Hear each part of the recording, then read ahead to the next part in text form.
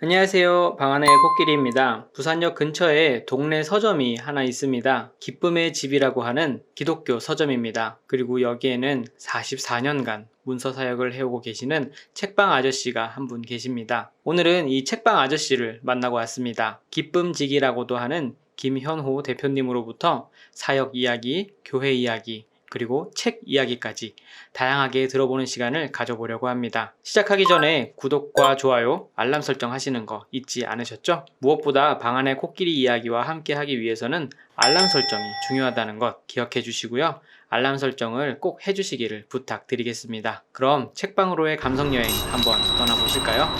Here we go! 시를 하나 들려드리고 싶은데요. 때때로 내 삶을 쓸쓸하게 하시는 주님, 허전하게 하시며 아프게 하시는 주님, 햇빛을 거두어 그늘을 드리우고 비와 바람으로 흩으시는 주님, 꽃 대신 입이 돋게 하시고 입을 낙엽으로 떨구시는 주님, 때를 따라 주님은 내 삶에 새로운 창을 내십니다. 몰랐던 길 하나 그렇게 여십니다. 이런 시 여러분들에게 한번 선물해 드리고 싶으네요.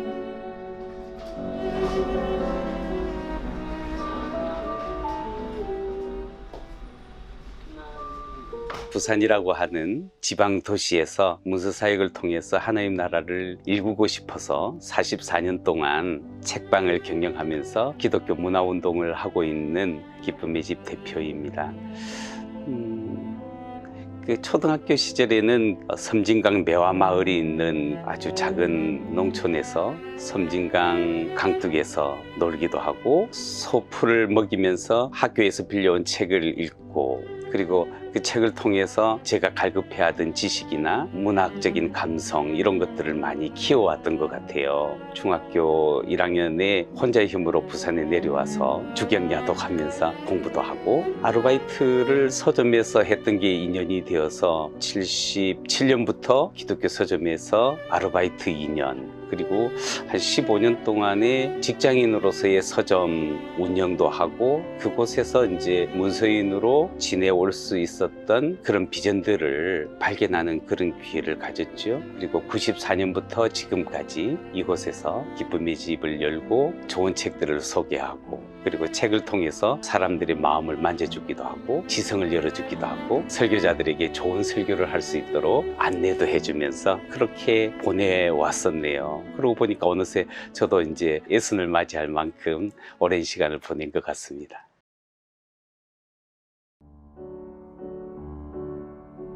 요즘은 한우물을 파는 게 그렇게 좋은 덕목이 아닌 그런 시대지요. 직업도 자주 바꾸고 직장도 바꾸고, 그리고 자기의 비전들도 수시로 업그레이드 내지는 새로운 길들을 개척하면서 다양하게 바꾸는데, 저는 뭐 책이 좋아가지고 시작된 일이기도 하지만 책을 통해서 제 비전을 발견하고 제 소명을 이곳에서 발견했기 때문에 이 한 길을 걸어올 수 있었던 것 같아요. 뭐 지금도 과거와 다르지 않다고 봐요. 다양한 직업들이 있고 다양한 가능성이 있지만 자기가 좋아하는 일이 직업이 되고 그 직업을 통해서 하나님의 나라를 바라보면서 성취할 수 있다고 하면 그보다 더한 것이 없을 것 같고, 뭐 거기에다 목숨 걸어도 괜찮다고 생각해요.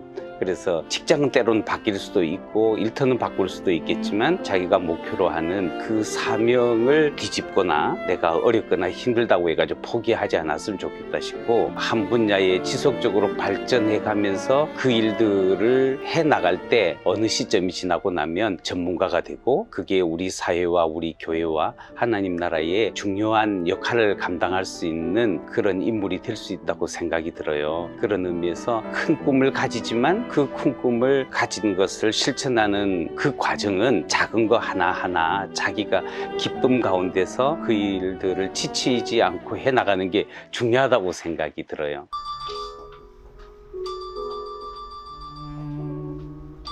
교회의 도서관을 만드는 그런 일부터 교회의 문화들을 바꿔가는 거, 그리고 시민사회의 역할들을 하기 위해서 기윤씨를 비롯해 가지고 매니페스토 운동, 탈핵 운동이라든지 노동 운동이라든지 환경 운동 같은데 우리의 목소리를 낼 수 있는 그런 역할도 하게 되고, 그리고 교회개혁연대를 부산에서 만들어서 교회가 지속적으로 개혁해가는 과정에 우리가 어떤 역할들을 할 수 있을까? 오늘 우리가 이런 종교개혁을 개신교회가 지속적으로 하지 못하는 것 때문에 지금은 왜소되어지고 사회적인 지탄을 받고 있는데 교회가 개혁해야 될 지점들이 어떤 것들이 있는가, 이제 그런 고민들을 하면서 친구들과 더불어서 교회개혁 운동도 하고, 그리고 특별히 저는 기독교 문화에 관심이 많아서 고급스러운 기독교 문화를 우리가 만들어서 함께 소통함으로써 기독교가 가지고 있는 퀄리티를 높여보자. 우리가 누리는 일상의 문화를 좀 더 고급스럽게 만들어보자.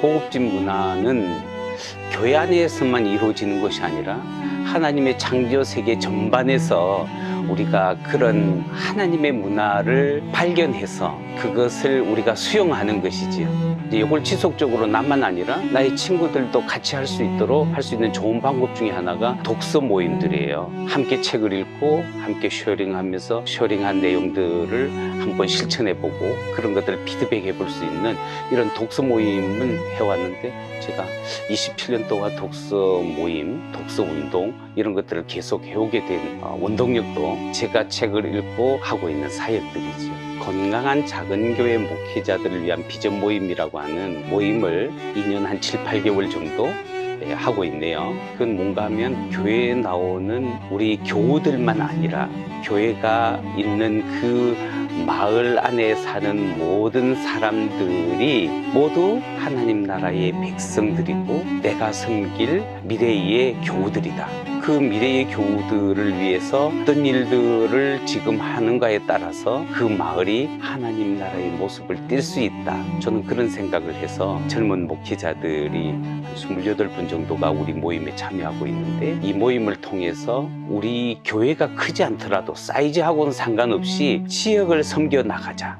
그래서 우리가 큰 공동체를 지향하지 않고 내가 속한, 내가 내 품 안에 섬길 수 있는 그 범위만큼 내가 사랑하고 섬겨 나가자. 이제 이게 모토예요. 그래서 어떻게 하면 지역을 잘 섬길 건가? 앞선 분들을 이렇게 초대해서 그분들의 사역을 소개받기도 하고, 또 우리 안에서 이제 그런 역할들을 해내는 분들이 여러분들 계세요.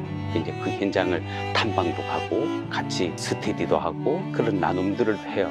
우리가 사랑해야 될 대상은 먼 곳에 있는 것이 아니라 소중한 우리의 이웃들, 우리 마을 사람들, 가까운 내 주변에 있는 사람들이 섬길 대상이고, 그들이 지금 우리 교회에 나오지 않더라도 그들 마음속에 하나님이 주신 아름다운 지성과 영성들이 깨어나도록 자극 주고 그런 모습들을 보여주는 그런 것들이 저는 사역의 목표라고 생각해요. 얼만큼 많이 거두는가, 이것은 주님이 하실 일이고, 무엇을 향해서 내가 헌신할 건가는 오늘 내가 지금 결정하고 행동해야 될 지점이라고 보고, 그를 위해서 이제 헌신하되 그 헌신하는 과정이 매우 중요하다고 생각해요. 정말 구도자답게 가장 적은 것으로 행복하고 다른 사람들에게 신세지지 않으면서도 나의 노동을 통해 가지고 그들을 섬겨갈 수 있는 그런 정신이 오늘 우리 시대에 필요하다고 봐요.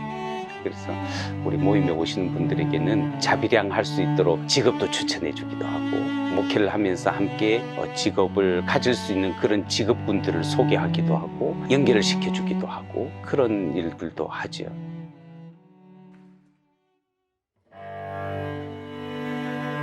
저에게 믿음을 전해주신 분은 평북 선천 지역에서 신앙생활을 하시다가 신사참배 반대 운동을 하셨고 투옥되셔서 수년 동안 옥고를 치르시다가 해방이 되시면서 추록을 하신 목사님이 계셨어요.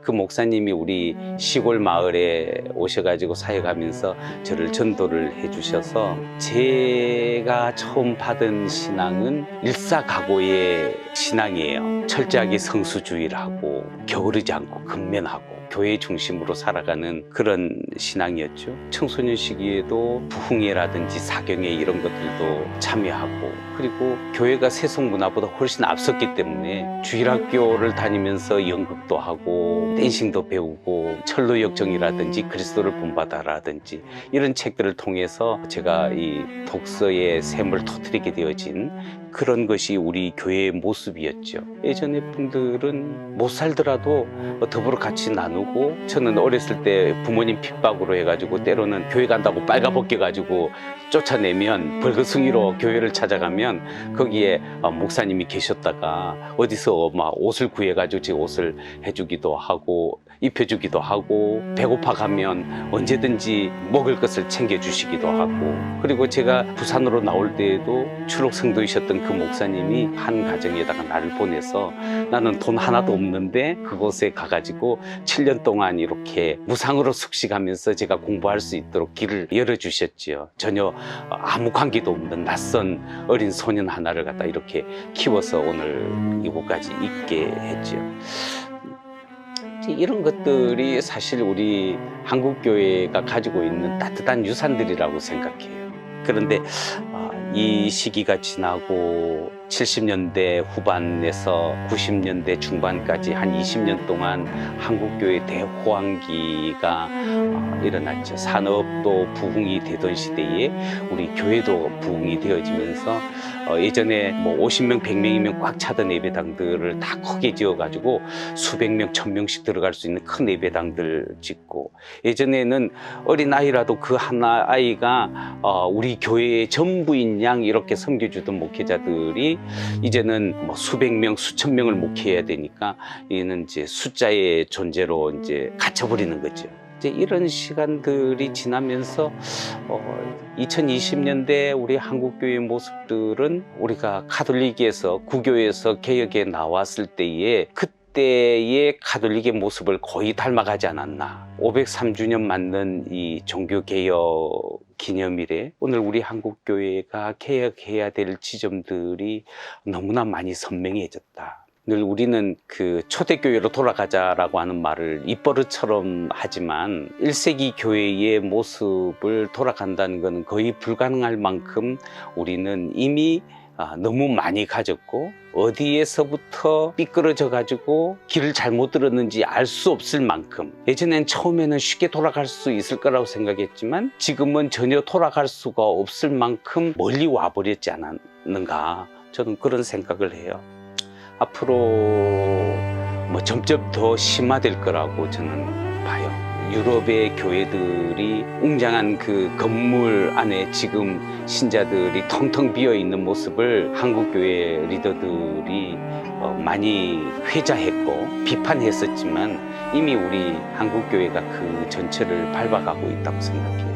대신에 유럽교회가 그 신자들이 탄탄하게 사회 안에서 그리스도인의 역할들을 해내고 있는데, 과연 우리 한국교회 신자들은 교회 밖에서 유럽의 신자들만큼 책임감 있는 그런 역할들을 하고 있는 교회 밖 신자들로 정말 존재하고 있는가에 대해서는 퀘스천이에요. 그렇지만 여전히 이 땅에 하나님 나라 가치를 추구하면서 이 땅을 새롭게 하고 하나님의 창조 세계 안으로 회복시키겠다고 하는 그런 열정을 가진 사람들은 꾸준하게 있을 것이고, 그들의 헌신으로 세상은 조금씩 밝아질 거라고 저는 생각해요. 하나님의 나라의 관점에서 보면 하나님은 여전히 일하고 계시고 자기가 사랑하는 사람들에게 계속 영감을 주셔서 하나님의 뜻이 이 땅에서 성취되어 가는 과정 가운데 여전히 우리 한국 교회의 모습은 그런 모습으로 쓰임을 받을 것이다. 서점이 동네 빵집보다 많았어요. 깨끗하게 읽는 것만큼 내 머리도 깨끗해져요. 정말 멋진 책이어서 이런 책 하나 추천해 주고 싶고요. 추천하고 싶어요. 아주 좋아요. 강추하고 싶은 책이고 꼭 추천합니다. 잠깐만, 내가 인터뷰 잠깐만 하고요.